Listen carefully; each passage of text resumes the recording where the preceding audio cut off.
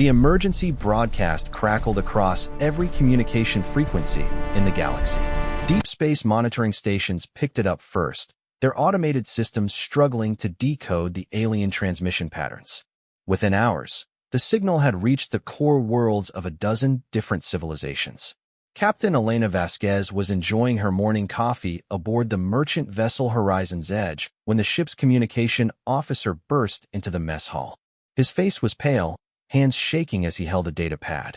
"Captain, you need to see this," he said, his voice barely above a whisper. Elena set down her cup and took the device. The message was simple, translated into basic galactic standard. "Mayday. This is the research station New Dawn in the Kepler 442 system. We are under attack by an unknown hostile force. Our defenses have failed. Population, 50,000 civilians. Please, anyone who receives this message, we need immediate assistance. Time remaining estimated at 72 hours before total system collapse."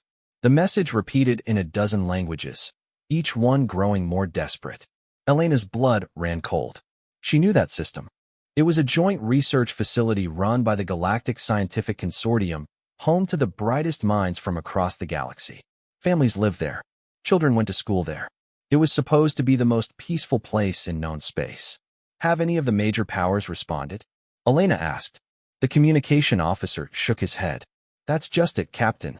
The Zalari Empire says it's too far from their territory to risk their fleet. The Moravian Federation claims they need to verify the threat before committing resources. Even the Andromedan Council is demanding a full investigation before they'll consider sending help." Elena stared at the message again. 72 hours. In 3 days, 50,000 people would die while the galaxy's superpowers argued about jurisdiction and risk assessment. She looked around the mess hall. Her crew was small, just 15 people aboard a cargo hauler that was barely armed. They had 2 defensive plasma cannons and shields that could maybe stop a handful of fighters. What could they possibly do against whatever force had overwhelmed an entire star system's defenses? "Captain," her first officer, Marcus Chun, had entered the room and was reading over her shoulder. "What are our orders?" Elena closed her eyes for a moment. Every rational part of her brain screamed that this wasn't their fight. They were merchants, not soldiers. They had families to think about, cargo contracts to fulfill, a business to run. But when she opened her eyes, she saw the faces of her crew looking at her with trust and expectation. These people had followed her across the galaxy for 3 years. They'd faced pirates, solar storms, and corporate raiders together. They weren't heroes, but they were human. And humans had a terrible habit of doing the right thing even when it was stupid. "Set course for the Kepler 442 system," she said quietly. "Maximum burn." "Captain," Marcus said carefully, "that's 6 days at maximum speed. Even if we arrive in time, what can we do?" Elena looked at the message one more time, then deleted it from the pad. "I don't know, but we're going to try." Across the galaxy, similar scenes were playing out on dozens of human vessels. The merchant Captain Jake Morrison aboard the Stellar Wind was supposed to be delivering medical supplies to a mining colony. Instead, he diverted his cargo ship and its 3-person crew toward the distress signal. Dr. Sarah Kim received the transmission while conducting deep space research in her converted laboratory ship. She had no weapons, no shields worth mentioning, and a crew of 6 scientists. She changed course anyway. Commander Rex Torres was retiring after 30 years in the Earth Defense Force. His old destroyer Defiant was scheduled for decommissioning, its weapons outdated, and its hull scarred from a dozen conflicts. When the distress call reached Earth Command, the official response was that Earth couldn't spare any frontline vessels for what might be a trap. Torres looked at his crew, all of them volunteers who had refused transfer to newer ships. They'd served together for 8 years, through the Proxima Border War and the Titan Rebellion. They were too old, their ship too slow, their weapons too weak to matter in modern space combat. "Well, boys," Torres said to his bridge crew, "looks like we've got one more mission." The pattern repeated across human space. Cargo haulers, research vessels, patrol boats, even a few civilian passenger liners began converging on coordinates that most of the galaxy had already written off as a lost cause. The first to arrive was Captain Morrison's Stellar Wind. He dropped out of faster-than-light travel at the edge of the Kepler 442 system and immediately understood why the major powers had declined to help. The enemy fleet was massive. Hundreds of dark, angular ships surrounded the research station like predators circling wounded prey. Their hulls were black as space itself, absorbing light and sensor sweeps. Morrison had never seen their design before, but their intent was clear. The research station New Dawn hung in space like a dying ember. Sections of it were dark, atmosphere venting from hull breaches. Emergency lights flickered across its surface like the last gasps of a dying creature. But it was still there, still broadcasting its desperate plea for help. Morrison's hands shook as he opened a communication channel. "This is Captain Jake Morrison of the merchant vessel Stellar Wind. New Dawn, are you receiving?" Static filled the channel for several long seconds. Then, a weak voice responded. "This is New Dawn Control. Thank God, someone finally came. We've lost 60% of our hull integrity. Life support is failing in 7 sections. We have maybe 18 hours left." Morrison looked at his sensor readings. The enemy fleet hadn't noticed his small ship yet, hidden as it was behind an asteroid field. But they would soon. And when they did, his cargo hauler would last about 30 seconds in combat. "New Dawn, this is Morrison. I need you to understand something. I'm not a military vessel. I don't have the firepower to take on that fleet. But I'm not leaving you. Captain Morrison, you don't understand the situation. There are hundreds of those ships out there. You need to get word back to the core worlds. Tell them what we've learned. The enemy is..." The transmission cut off as energy weapons lit up the darkness. The alien ships had begun another bombardment of the station. Morrison watched in horror as entire sections of New Dawn simply ceased to exist, vaporized by weapons that made his cargo hauler's defensive systems look like toys. He was about to retreat when his sensors picked up something else. More ships were dropping out of faster-than-light travel. Human ships. Dr. Kim's research vessel Curiosity appeared first, followed by a small patrol boat from the Mars Colonial Defense Force. Then came Captain Vasquez's Horizon's Edge, her cargo hold hastily converted to carry emergency supplies. One by one, they emerged from the darkness. Merchant vessels, research ships, patrol boats, even a passenger liner that had diverted from its regular route. None of them were military vessels. None of them stood a chance against the alien fleet. But they kept coming. Commander Torres's Defiant was the last to arrive, its old engines leaving a trail of plasma that lit up the void. The destroyer was ancient by military standards, but it was still the most powerful vessel in the impromptu human fleet. Torres opened a general communication channel. "All vessels, this is Commander Rex Torres, Earth Defense Force. I'm assuming tactical command of this operation." "With respect, Commander," Captain Vasquez replied. "What operation?" "We're 15 civilian ships and one outdated destroyer facing hundreds of advanced warships. This isn't an operation, it's suicide." Torres was quiet for a moment. Around him, his bridge crew worked at their stations with the calm efficiency of veterans. They knew the odds as well as anyone. "Captain Vasquez," Torres finally said, "you're absolutely right. This is suicide. But 50,000 people are counting on us to be stupid enough to try anyway." On his tactical display, Torres could see the human ships spreading out in a rough formation. Cargo haulers took position behind his destroyer, their crews preparing to use their industrial equipment as improvised weapons. The passenger liner Golden Star had somehow rigged its emergency beacon to broadcast on all frequencies, ready to transmit whatever they discovered to the rest of the galaxy. Dr. Kim's research vessel had deployed every sensor probe she had, creating a network that could track enemy movement across the system. It wouldn't help them win the fight, but it might help them learn something useful before they died. "All vessels," Torres announced, "we're not here to win. We're here to buy time and gather intelligence.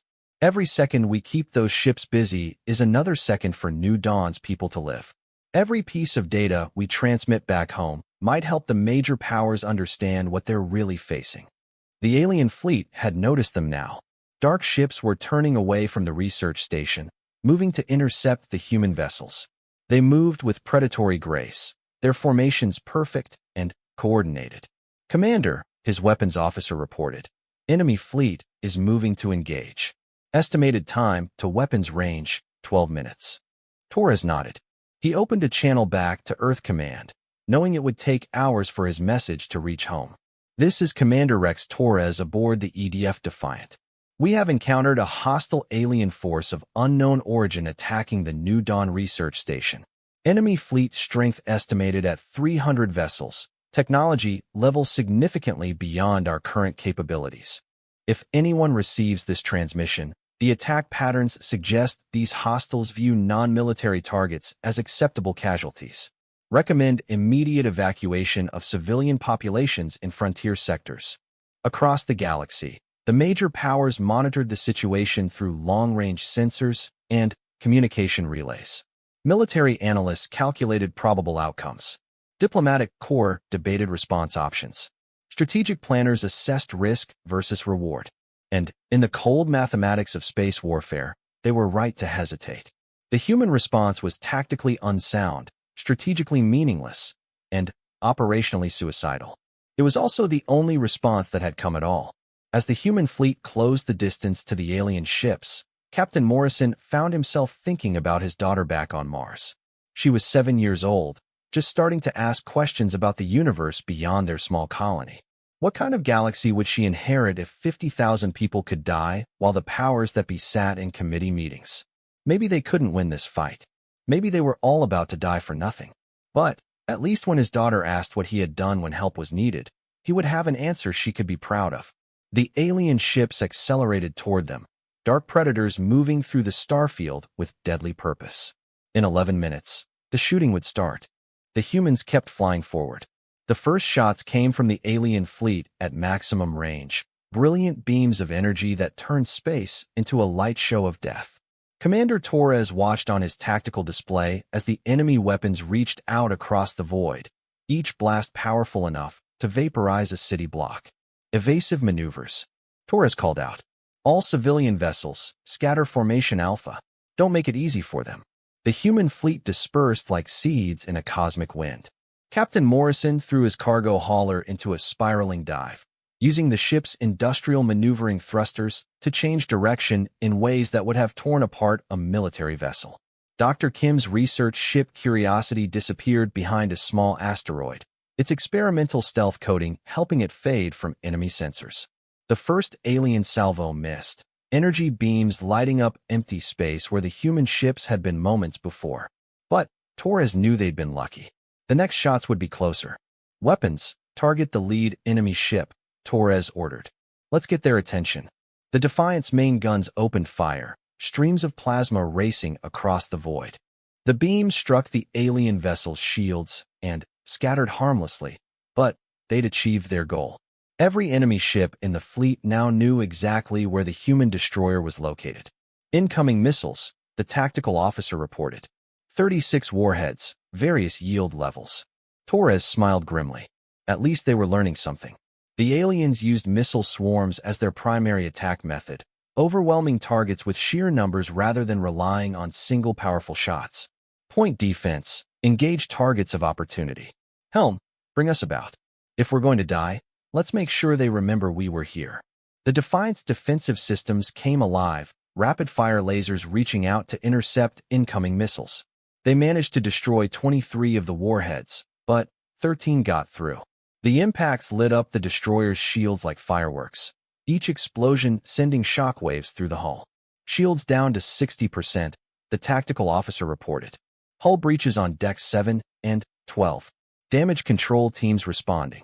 Around them, the civilian ships were fighting their own desperate battles.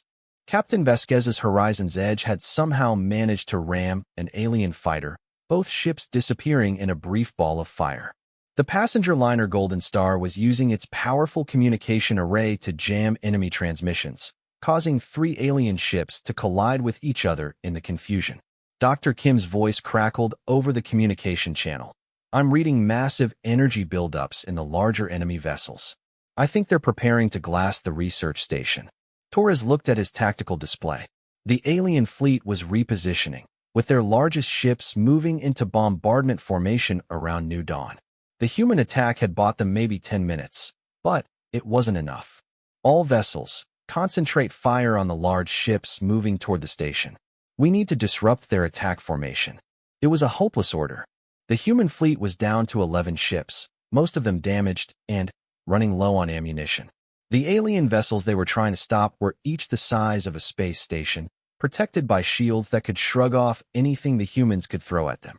But the humans tried anyway.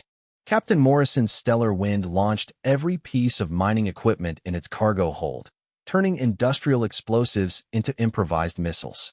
The patrol boat Mars Defender overloaded its engines and flew directly at an alien dreadnought, hoping to cause damage with a suicide run. The aliens swatted away the human attacks like insects, but something unexpected happened. Instead of proceeding with their bombardment of New Dawn, they began concentrating more ships on dealing with the human fleet.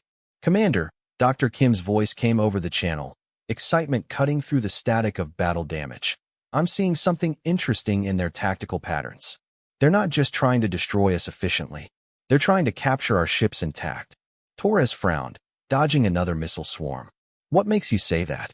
"Watch their targeting. They're hitting our engines and weapons, but avoiding anything that would cause catastrophic hull damage. I think they want to study our technology." The revelation sent a chill through Torres.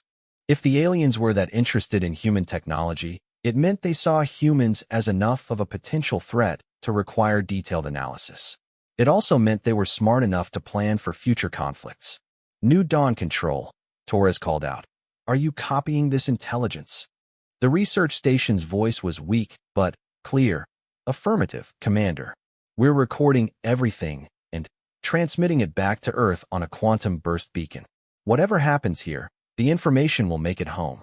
Another swarm of missiles struck the Defiant, and this time the shields failed completely.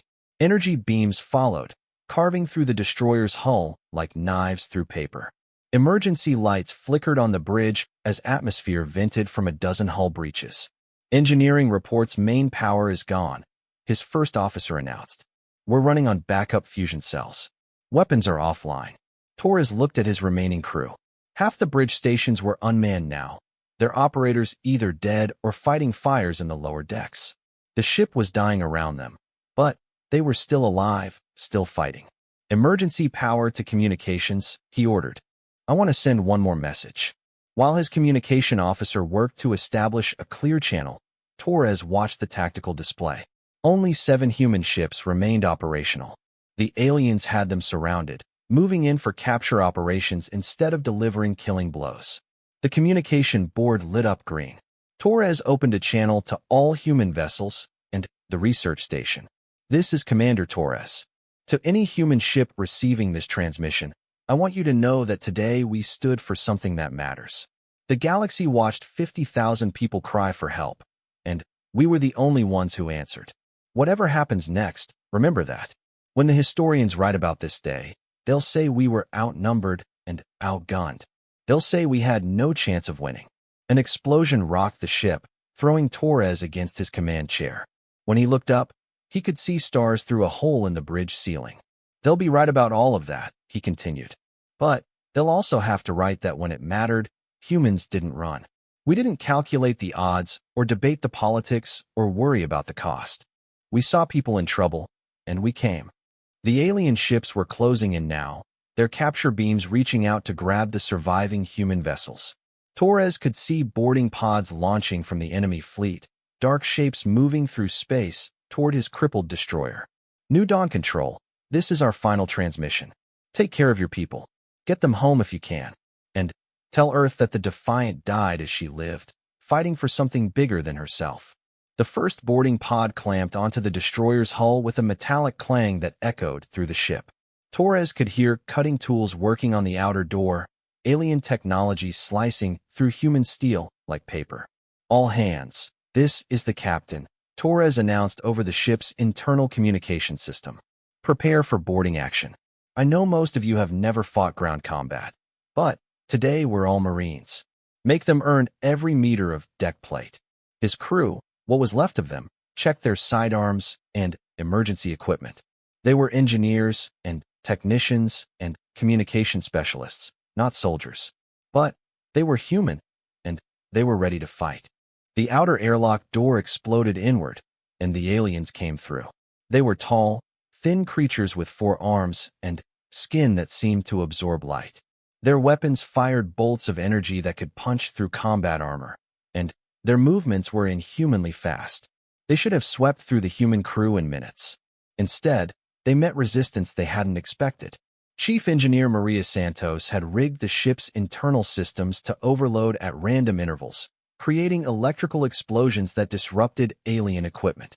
Communications Officer David Park had hacked the ship's environmental controls, flooding sections with poisonous gas that didn't affect humans in their emergency suits but sent the aliens into convulsions. The crew fought with desperate creativity, using every system and tool aboard the ship as weapons. They couldn't win, but they could make the aliens pay for every small victory. Meanwhile, on the research station New Dawn, Dr. Elena Rodriguez was watching the battle through long-range sensors while coordinating the evacuation of civilian areas. She'd been the senior researcher on the station for 8 years, studying exotic particle physics in the peaceful environment of deep space. Now she was watching heroes die. "The human fleet has bought us 18 hours, she told her assistant. "The aliens are too busy with capture operations to resume bombardment. We need to use that time." "To escape?" her assistant asked hopefully. Dr. Rodriguez shook her head. "To learn everything we can about these attackers. The humans are dying to give us information. The least we can do is make sure their sacrifice means something." She turned to her research team, scientists from a dozen different species who had been studying the fundamental forces of the universe just days ago. Now they were the galaxy's best hope of understanding an alien threat. "I want full-spectrum analysis of every weapon signature, every energy reading, every scrap of data we can gather. We're going to understand these creatures if it kills us." Through the station's massive observation windows, they could see the alien fleet spread out like a dark infection across the starfield. The surviving human ships were being systematically captured, their crews either dead or fighting hopeless boarding actions. But the humans had achieved something no military strategist would have thought possible. They'd forced a fleet designed to conquer star systems to spend precious time and resources dealing with 15 ships that shouldn't have been able to scratch their paint. More importantly, they'd proven something about themselves that would echo across the galaxy for generations to come. Dr. Rodriguez began her analysis of the alien energy signatures, working with the desperate intensity of someone who knew that knowledge might be the only thing standing between civilization and darkness. Around her, the station's massive research computers processed terabytes of data gathered during the brief, hopeless battle. The humans had given them information. Now it was up to the galaxy's scientists to figure out what to do with it. In the depths of space, the last human ship went silent as alien boarding parties completed their capture operations. The battle was over. By any tactical measurement, it had been a complete defeat. But something had changed in the galaxy that day. Word was already spreading through quantum communication networks, carrying news of the human response to every corner of known space. The story was simple. When the call went out across the stars, only humans had answered. The question now was what the rest of the galaxy would do with that information. 3 days after the human fleet's destruction, Ambassador Kethvar of the Zalari Empire sat in her private office aboard the diplomatic station Harmony's Gate, staring at intelligence reports that made no sense. The humans should have been eliminated completely. Instead, she was reading about escape pods, survivor testimonies, and something that defied all tactical logic. The research station New Dawn still existed. How? She asked her military advisor, General Vexhai, who stood at attention beside her desk. The enemy fleet had overwhelming superiority. They should have completed their mission within hours of destroying the human vessels. Vexhai's expression was grim. The humans' desperate attack disrupted the enemy's timetable. But, more than that, Ambassador, they seem to have triggered some kind of tactical shift in alien behavior. Instead of proceeding with the bombardment, the enemy fleet began extensive capture and study operations. Kethvar reviewed the data again. The human crews had fought their boarding actions for nearly 6 hours, far longer than any reasonable tactical analysis would predict. During that time, the New Dawn research station had managed to evacuate 38,000 civilians to emergency shelters deep within the station's superstructure. More importantly, they'd transmitted everything they'd learned about the alien attackers to research facilities across the galaxy. The humans bought them time, Kethvar said, realization dawning in her voice. Not just minutes or hours, but days. The enemy fleet is still in the Kepler 442 system, still conducting analysis operations on captured human technology. A communication alert chimed on her desk. The incoming message was marked with the highest priority encryption from the Moravian Federation's intelligence service. Ambassador Kethvar, the message began, we have urgent intelligence regarding the Kepler 442 incident. Our analysis of human tactical doctrine reveals disturbing implications. Request immediate conference with Galactic Council leadership. Kethvar frowned. The Moravians were not given to panic, and their intelligence service was among the most competent in the galaxy. If they were concerned about disturbing implications, the situation was more complex than it appeared. She opened a secure channel to Admiral Thorne of the Andromedan Council, whose fleet represented the most powerful military force in known space. His face appeared on her communication screen, and she could see the worry lines around his eyes. Admiral, she began, I assume you've received the same intelligence briefings I have. About the human response to the distress call? Yes. Ambassador, my tactical staff has run every simulation we can devise. The human fleet had no chance of military victory. None. Their ships were outclassed in every category. Then, why are we having this conversation? Admiral Thorne was quiet for a moment. Because they went anyway. And, more than that, they achieved an objective that our best military strategists say was impossible. They bought time for civilian evacuation against a force designed to prevent exactly that. Kethvar leaned back in her chair. You're saying the humans succeeded where we would have failed. I'm saying the humans tried where we refused to go at all. The implications hung in the air between them. The three greatest powers in the galaxy had each calculated that responding to the distress call would result in unacceptable losses for minimal gain. They'd been right about the losses, but the humans had achieved gains that conventional military thinking said were impossible. There's more, Admiral Thorne continued. Our long-range sensors show that human ships are still arriving in the Kepler 442 system. Not military vessels, Admiral. Civilian rescue ships, medical transports, cargo haulers converted to carry refugees. Kethvar's blood went cold. How many? 47 ships at last count, with more appearing every few hours. They're not going there to fight, Ambassador. They're going there to save people. The mathematics of the situation were staggering. 47 ships represented a significant portion of humanity's civilian merchant fleet. They were committing their entire economic infrastructure to a rescue operation in a system controlled by hostile aliens who had already proven they could destroy any human vessel. Are they insane? Kethvar asked. That's what our psychologists said initially. But then, our xenobiologists pointed out something interesting. Humans are the only species in the galaxy that evolved as persistence hunters. They're biologically programmed to keep pursuing a goal, even when logic says they should give up. On her secondary screen, Kethvar pulled up biological data on human evolution. The species had indeed evolved from pack hunters who chased prey across vast distances, running their targets to exhaustion over periods of days or even weeks. Their entire physiology was designed around the concept of refusing to quit. Admiral, what are you suggesting? I'm suggesting that we may have fundamentally misunderstood what makes humans dangerous. It's not their technology or their military capability. It's their complete inability to accept that some problems can't be solved.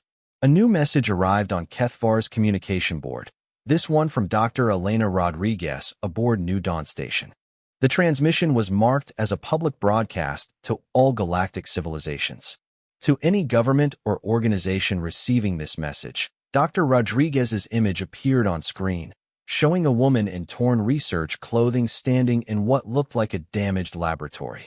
This is Dr. Elena Rodriguez, senior researcher aboard New Dawn Station. I'm transmitting this from our quantum communications array, which the human fleet died to protect. She paused, looking directly into the camera with eyes that had seen too much in too short a time. We've learned something about our attackers that changes everything. They're not just raiders or conquerors. Our analysis of their technology shows they're running from something. Something that scared them enough to develop weapons designed specifically to destroy populated worlds quickly and completely. Kethvar exchanged glances with Admiral Thorne on the communication screen. This was new information, not included in any of the intelligence briefings. The human crews who died here bought us time to study alien computer systems recovered from damaged fighters. What we found, Dr. Rodriguez's voice trailed off. They call themselves the Devoured. Their home regions of space have been completely stripped of life by something they refer to as the Harvest. They're not attacking us because they want our territory. They're attacking us because they're terrified of whatever's coming behind them. The implication struck HFY like a physical blow. If the aliens were refugees running from an even greater threat, then the attack on New Dawn wasn't an isolated incident. It was the beginning of a war for survival that would eventually engulf the entire galaxy. The humans who answered our call understood something that I think the rest of the galaxy missed, Dr. Rodriguez continued.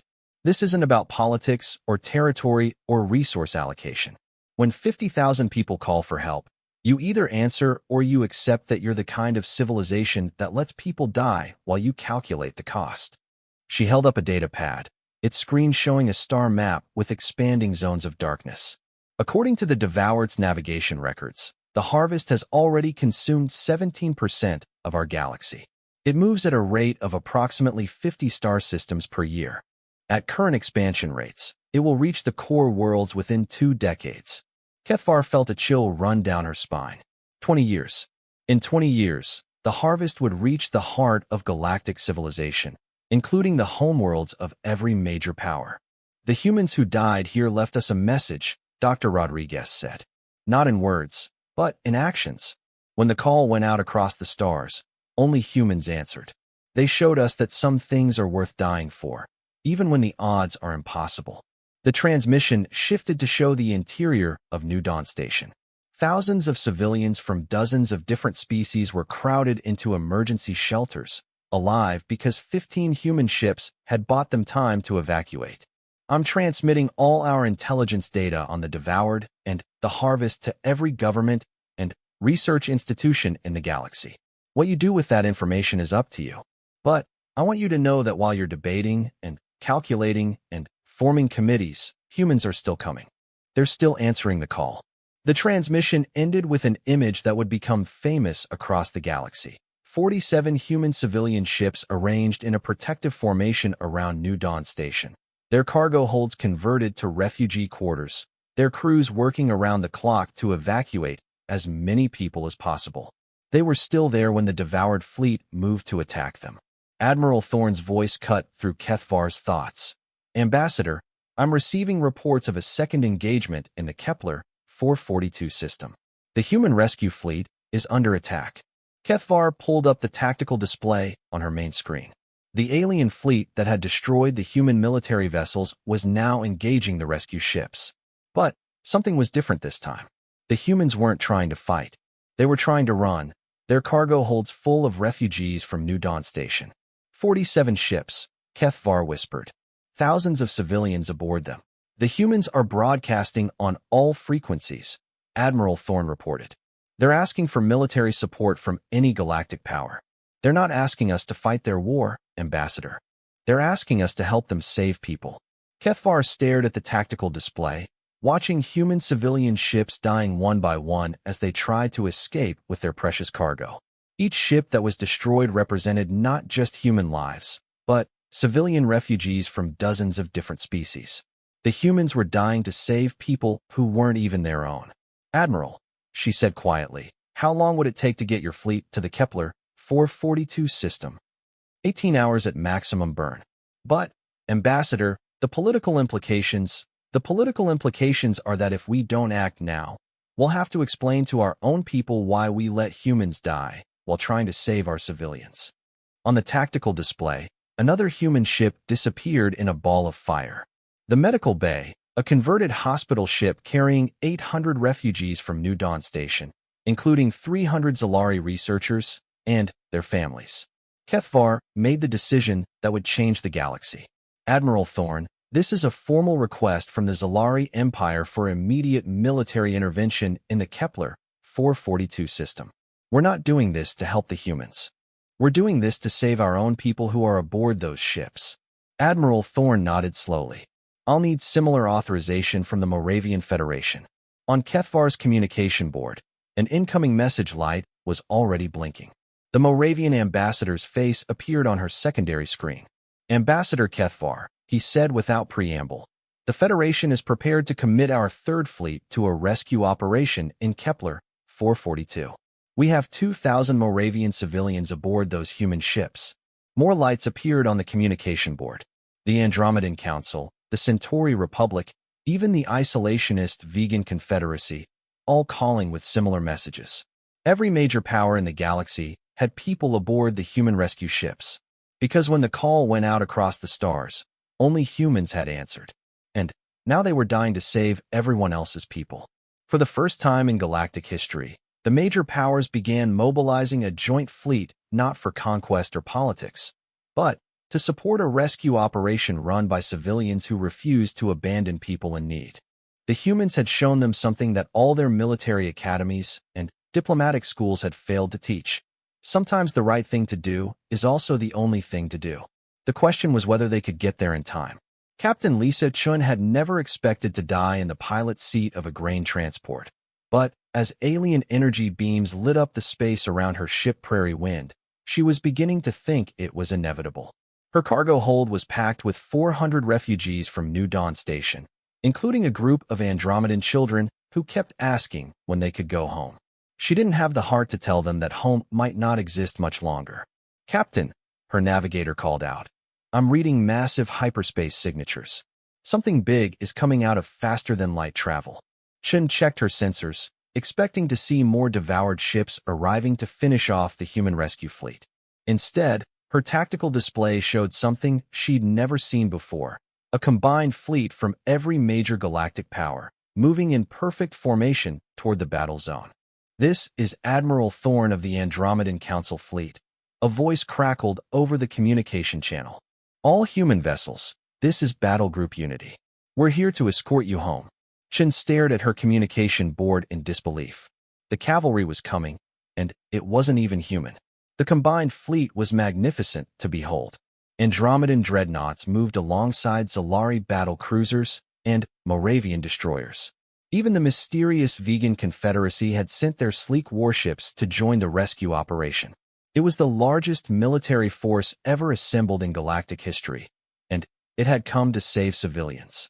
But Chen could see on her tactical display that they might be too late. Only 23 human rescue ships remained operational, and the devoured fleet was moving to intercept them before they could reach the safety of the arriving military vessels. "All human ships," Admiral Thorne's voice continued, "maintain your current course. Do not attempt to engage the enemy. We'll clear a path for you." The combined fleet opened fire with a precision that took Chen's breath away. Thousands of energy beams reached across space, turning the darkness into a light show of coordinated destruction. The devoured ships found themselves facing not desperate civilian vessels, but the combined military might of galactic civilization. The aliens fought back with desperate ferocity. Their dark ships moved through the battle zone like predators, their weapons designed to overwhelm and destroy.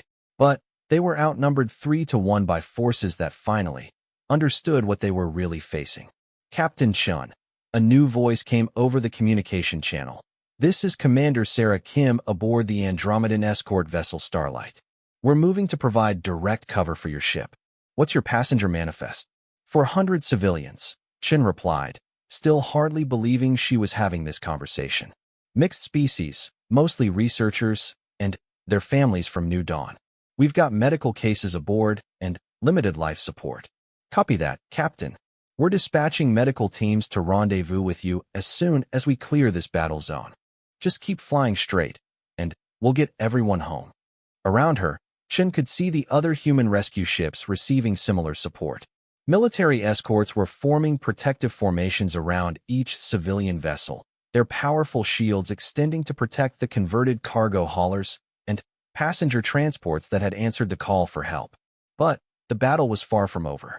The devoured fleet commander seemed to understand that this engagement would determine the fate of their entire invasion strategy.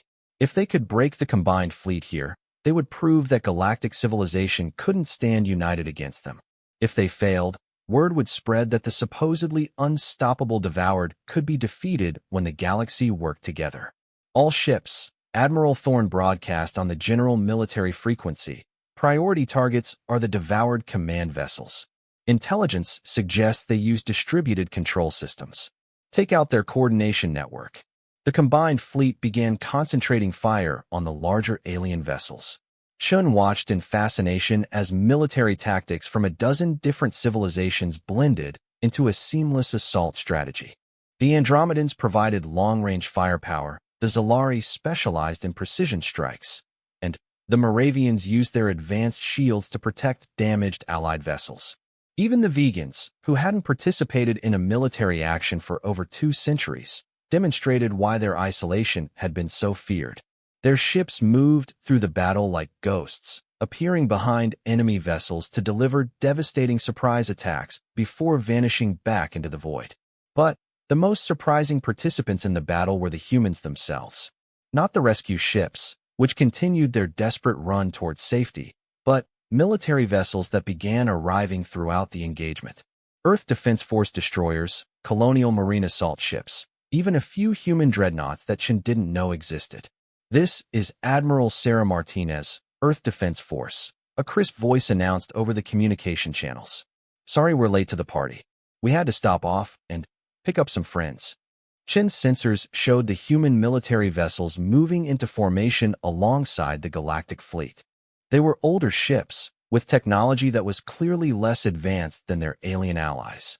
But they moved with a confidence that suggested their crews had been preparing for this fight their entire careers. Admiral Thorne, Martinez continued, requesting permission to take point on the assault. "Our people started this fight, and we'd like to finish it." There was a pause before Admiral Thorne responded. "Permission granted, Admiral Martinez. Show us how humans fight when they're not outnumbered." The human military ships accelerated toward the devoured fleet with a recklessness that made Chen's heart race. But it wasn't the desperate courage of the civilian rescue mission. This was calculated aggression, the application of military doctrine designed specifically for fighting against superior technology. The humans used tactics that the other galactic powers had never seen before. Instead of trying to match the devoured ship's technological advantages, they used speed and unpredictability to create chaos in the alien formation. Human destroyers would dart in close to enemy ships, deliver devastating point-blank attacks, then vanish before return fire could be coordinated. "They're using persistence hunting tactics." Dr. Kim's voice came over the communication channel. She was aboard one of the rescue ships, but Chun could hear the excitement in her voice as she analyzed the battle. "The human military is treating this like a pack hunt. They're not trying to win individual ship-to-ship engagements. They're wearing down the entire enemy fleet through coordinated harassment." Chun watched in amazement as the human tactics began to take effect. The devoured ships, which had seemed invincible when facing individual targets, began to show signs of confusion and disorganization when confronted with attacks coming from multiple directions simultaneously. "All ships," Admiral Martinez broadcast, "the enemy is starting to break formation. Galactic Fleet, this is your opportunity. Hit them hard while they're regrouping." The combined fleet responded with a coordinated assault that lit up space like a newborn star. Energy beams from hundreds of ships converged on the disorganized, devoured vessels, overwhelming their shields and reducing entire sections of their fleet to expanding clouds of debris. But even as they won the tactical engagement, Chun could see on her long-range sensors that this was just the beginning. The devoured fleet in the Kepler 442 system was only a small portion of the enemy force that was spreading across the galaxy. Intelligence reports suggested there were hundreds of similar fleets, each one capable of destroying entire star systems. "Rescue Fleet." Admiral Thorne's voice came over the communication channel. "You're clear to proceed to hyperspace jump points. Military escort will accompany you to the nearest safe port." Chen began the process of preparing her ship for faster-than-light travel, but her mind was already racing ahead to the larger implications of what had just happened. The galaxy's major powers had finally worked together, and the results had been spectacular. The devoured could be defeated, but only if civilization stood united. "Captain Chun," Commander Kim's voice came over the channel again. "We're receiving a transmission from Earth Command. They want to speak with the rescue fleet captains." Chun accepted the communication link and found herself looking at the face of Admiral Rebecca Torres, commander of the Earth Defense Force. She was an older woman with steel-gray hair and eyes that had seen too much combat, but her expression was one of profound respect. "Captain Chun, and all the rescue fleet commanders," Admiral Torres began. "I want you to know that what you've done here will be remembered for as long as humans exist. You answered a call for help when no one else would. You saved lives when the rest of the galaxy said it was impossible. And you've shown the entire galaxy what it means to be human." She paused, looking directly into the camera with an intensity that made Chun sit up straighter. "But more than that, you've started something. The combined fleet action today proves that the devoured can be beaten when we work together. Every government in the galaxy is now calling for emergency sessions to discuss unified defense strategies. The Galactic Council is planning its first emergency military alliance in over 300 years. Chun realized what Admiral Torres was saying. The rescue mission hadn't just saved 50,000 people from New Dawn Station. It had potentially saved galactic civilization itself by proving that cooperation was possible and effective. "The galaxy is going to war," Admiral Torres continued. "But this time, we're going to war together. The harvest ends here." As Chin's ship entered hyperspace, carrying its precious cargo of refugees towards safety, she reflected on the chain of events that had brought them to this point. It had started with a simple distress call, the kind of message that civilizations received and ignored every day. But humans had answered. Not because they had calculated the odds or assessed the strategic value or debated the political implications. They had answered because people needed help, and that was enough. Now the galaxy was mobilizing for the greatest military campaign in its history. Ancient enemies were forming alliances, isolationist powers were sharing technology, and military forces that had never fought side by side were training for coordinated operations against the harvest. The irony wasn't lost on Chun that it had taken a fleet of grain transports, research vessels, and passenger liners to show the galaxy's greatest military minds how to win a war. Sometimes the most important battles weren't won by superior firepower or advanced technology, but by the simple decision to show up when everyone else stayed home. Behind them, the combined fleet continued its operations in the Kepler 442 system, securing the area and rescuing the last survivors from New Dawn Station. The research facility itself was beyond saving, but the knowledge gathered there, bought with human lives, would prove crucial in the coming war against the harvest. Chun looked back at her passenger compartment, where 400 beings from across the galaxy were finally safe. Among them were the Andromedan children who had asked when they could go home. Now she had an answer for them. Home was wherever people were willing to fight for each other. And thanks to what had happened at New Dawn, home had just gotten a lot bigger. 2 years after the Battle of Kepler 442, General Elena Vasquez stood on the command deck of the newly commissioned battle station Unity, watching the largest military fleet in galactic history prepare for what historians were already calling the final campaign. Her uniform bore insignia from a dozen different worlds, marking her as Supreme Commander of the Allied forces, a position that would have been impossible before humans taught the galaxy how to work together. The irony wasn't lost on her that she'd started this war as captain of a cargo hauler. "General," her aide announced, "all fleet commanders are standing by for the final briefing." Vasquez nodded, looking out at the assembled fleet through the command deck's massive viewport. Ships from every civilization in the galaxy floated in perfect formation, their hulls bearing the unified emblem that had become the symbol of the new alliance, a star surrounded by outstretched hands, representing the moment when humanity had reached out to help strangers across the void. The fleet was magnificent. Andromedan dreadnoughts provided the heavy firepower, their weapons upgraded with vegan stealth technology and Moravian shield generators. Zalari battlecruisers served as the fleet's scouts, their sensors enhanced with human persistence hunting algorithms that could track enemies across multiple star systems. Even the mysterious ethereals, who had been silent for millennia, had contributed their reality manipulation technology to the cause. But at the center of it all were the humans.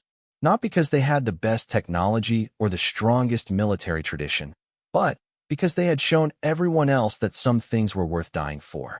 Every ship in the fleet carried human advisors, not as commanders, but as reminders of why they were fighting. Communications, Vasquez ordered. Open a channel to all fleet commanders. The holographic display came alive with faces representing every major civilization in the galaxy. Admiral Thorn of the Andromedans, General Kethvar of the Zalari, Fleet Commander Zinth of the Moravians, even the enigmatic Avatar Prime of the Ethereals. They had been enemies for centuries, but now they served under a human general because humans had proven that leadership wasn't about being the strongest or the smartest. It was about being willing to act when action was needed. Ladies, gentlemen, and honored entities, Vasquez began. In 6 hours, we will commence Operation Lighthouse, the final assault on the Harvest's core systems. Our intelligence indicates that we have one opportunity to strike at the heart of their operation before they complete their consumption of the galactic rim. The tactical display showed the current state of the galaxy. Nearly 30% of all star systems had been consumed by the Harvest, their energy absorbed into the massive fleet of world destroyers that continued to expand outward like a cancer. But the Alliance had learned much in 2 years of warfare, and their combined technology had proven capable of stopping the Harvest's advance. The mission is simple in concept, Vasquez continued. We will use the Ethereal's reality manipulation technology to create a temporary gateway directly into the Harvest's core dimension. Human persistence hunting protocols will guide us through their defensive networks. Andromedan firepower will engage their primary weapon systems, while vegan stealth ships neutralize their command nodes. Zalari sensors will track their escape routes, and Moravian shields will protect our retreat if the mission fails. She paused, looking at each of the commanders in turn. The mission will not fail. Not because our technology is superior, but because we learned something at Kepler 442 that the Harvest never understood. When civilizations stand together, they become something greater than the sum of their parts. Admiral Thorn spoke first. General, our tactical analysis suggests a 73% probability of mission success, assuming optimal coordination between all fleet elements. General Kethvar added, the Zalari Empire has analyzed human psychological profiles extensively. The persistence hunting algorithms you've taught us give us significant advantages in sustained combat operations. Commander Zinth nodded. Moravian shield technology, enhanced with human adaptive protocols, should provide adequate protection for the primary assault waves. The Avatar Prime of the Ethereal spoke in harmonics that the translation system rendered as, the humans have shown us that reality can be shaped by will as much as by technology. This understanding has improved our dimensional manipulation capabilities by orders of magnitude. Vasquez smiled. 2 years ago, these civilizations couldn't agree on trade routes. Now they were planning the most complex military operation in galactic history, using tactics that combined the best of all their traditions. There's one more thing, she said. We've received word from the frontier worlds. Human civilian ships are still responding to distress calls throughout the galaxy, even in systems threatened by the Harvest. As of this morning, the rescue fleet has evacuated over 12 million civilians from threatened worlds. The numbers were staggering. What had started as 15 ships responding to a single distress call had evolved into a permanent rescue organization that operated throughout the galaxy. Human civilians continued to risk their lives saving strangers, and their example had inspired similar groups in every major civilization. The rescue fleet has taught us something important, Vasquez continued. We're not just fighting to defeat the Harvest. We're fighting to preserve the kind of galaxy where people help each other. That's what makes this war worth winning. She closed the tactical display and looked directly at each commander. You have your orders. Operation Lighthouse commences in 6 hours. And, remember, when the history books are written about today, they'll say that the galaxy's greatest military minds came together to save civilization. But they started coming together because a bunch of cargo haulers and research ships decided that 50,000 strangers were worth dying for. The briefing ended, and Vasquez found herself alone on the command deck as the fleet commanders returned to their ships. She walked to the viewport, looking out at the assembled armada that represented the unity of galactic civilization. A communication alert chimed behind her. She turned to see the face of Dr. Elena Rodriguez on the main screen, calling from the rebuilt New Dawn station. The research facility had been reconstructed as a symbol of what the Alliance was fighting to preserve, and Dr. Rodriguez had become its director. "General," Dr. Rodriguez said, "I wanted to speak with you before the operation begins. We've completed our analysis of the harvest technology, and there's something you need to know." Vasquez felt a chill run down her spine. "What kind of something?" "The good kind, for once. Our research shows that the harvest isn't actually malevolent. It's a natural phenomenon, like a cosmic immune response. When civilizations become too aggressive or expansionist, the universe creates the harvest to restore balance." Vasquez frowned. "That doesn't make it any less dangerous." "No, but it explains why the harvest has never encountered successful resistance before. Previous civilizations tried to fight it with the same aggressive expansion that triggered its creation. They fought fire with fire." Dr. Rodriguez leaned forward, her eyes bright with the excitement of discovery. "But what we've done is different. We've created a truly cooperative civilization, one that prioritizes helping others over territorial expansion. The harvest sensors aren't designed to process that kind of behavior.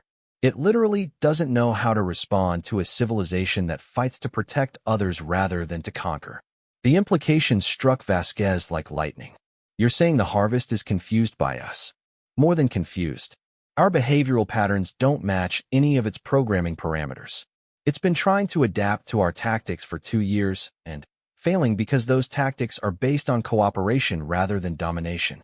Vasquez looked back out at the fleet, seeing it with new eyes. This wasn't just a military force.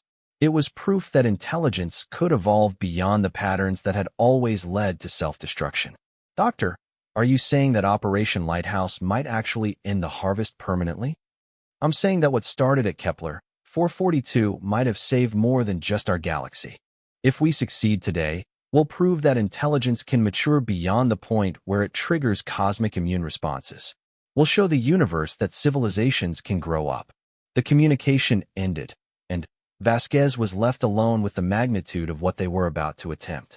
In 6 hours, they would either save galactic civilization or die in the attempt. But either way, they would do it together, as equals, fighting not for conquest, but for the right to help each other. She opened a communication channel to the entire fleet. "All ships, this is General Vasquez. In 5 hours and 47 minutes, we will commence the final assault on the harvest.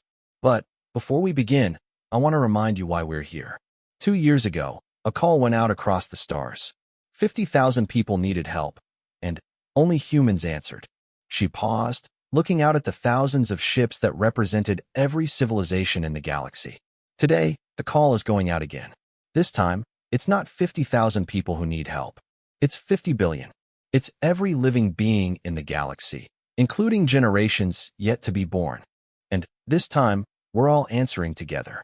The response came back from every ship in the fleet, voices from dozens of species speaking in perfect unison. "We hear the call. We answer together."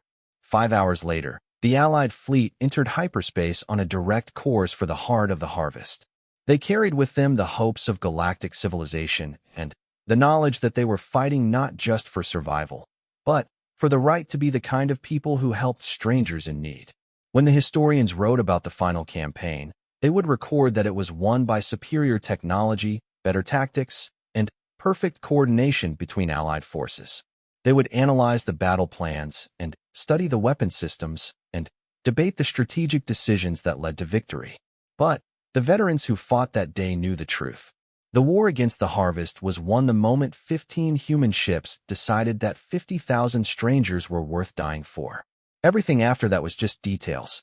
In the end, when the call went out across the stars, everyone answered. And that made all the difference.